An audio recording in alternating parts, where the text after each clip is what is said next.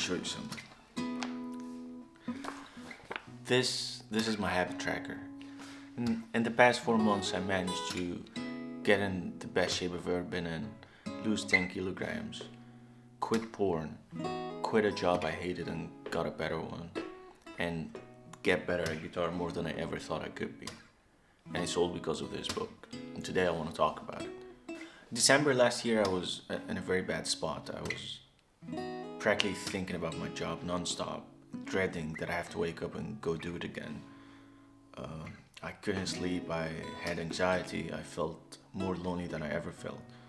And I was continuously searching for things that would fix that would make me feel better, would make me not feel as bad about my job. And I tried many things until I ran into this life tracking method, life tracking book. And I just decided to give it a go. I bought this lovely book off of Amazon and I decided to set it up. But in order to set it up, I had to have some sort of a goal I'm working towards, something that justifies tracking habits.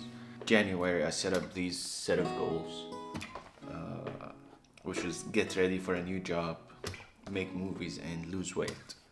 And the goals for this month was to create 4 software projects. I'm a software engineer. So that's what I need to get better at to get a better job. Make 4 YouTube videos, read 2 books, and lose 4 kilograms. And that made me go on to create this tracker. You can see there's a lot of things that I fixed and a lot of things that I updated after creating them.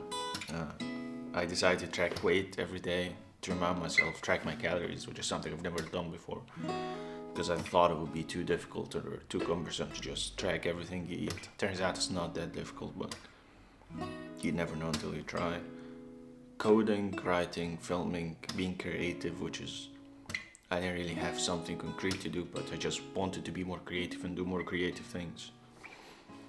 Workout, to track my workouts. There are like 8 days in a row when I'm working out.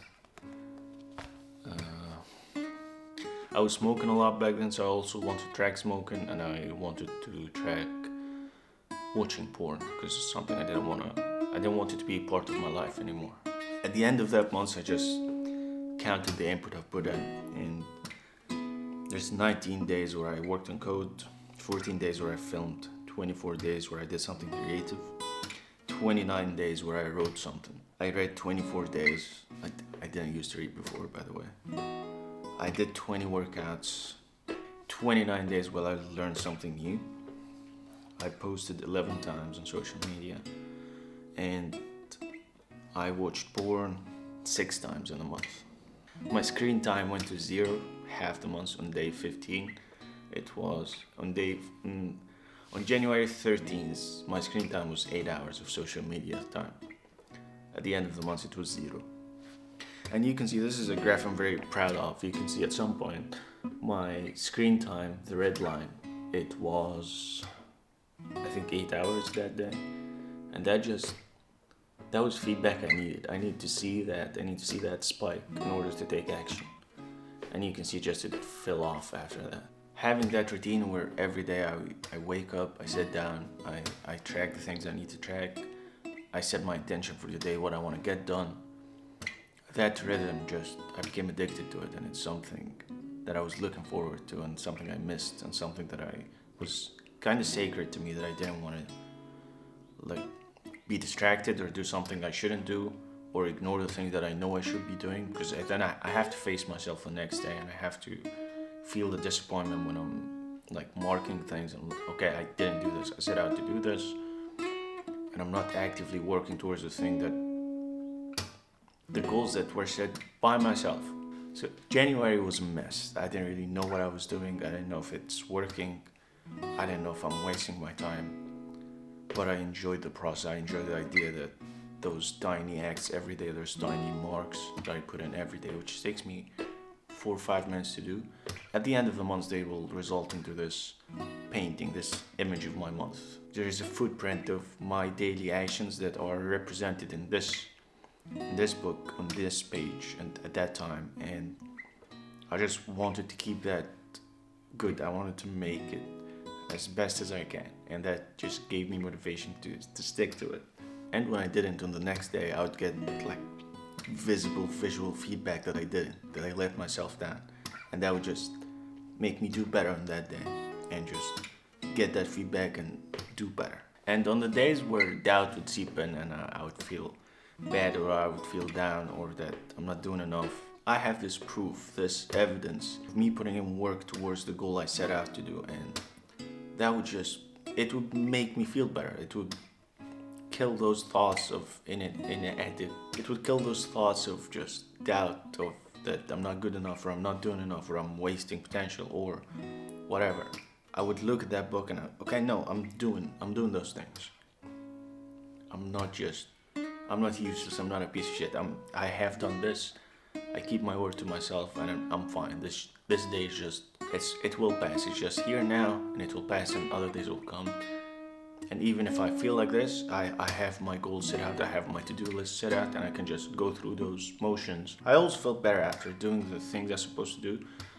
If I felt anxiety or doubt, going through the motions and getting things done and marking them would make me feel better. It would give me this, you can call it dopamine, you can call it whatever you want, but on the other end, when I went through the motions and came out, I came out feeling better, always. This is something I really like. I came up with this bravery bank.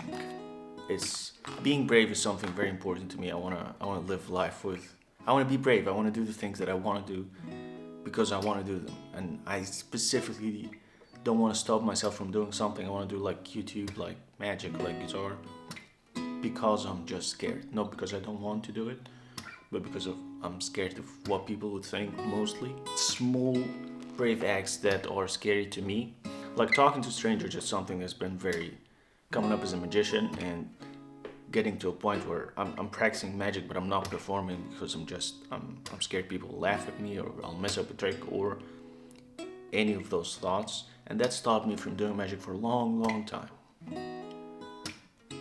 I've been doing magic for 13 years. I only started performing to like people regularly in the street that I don't know just last year.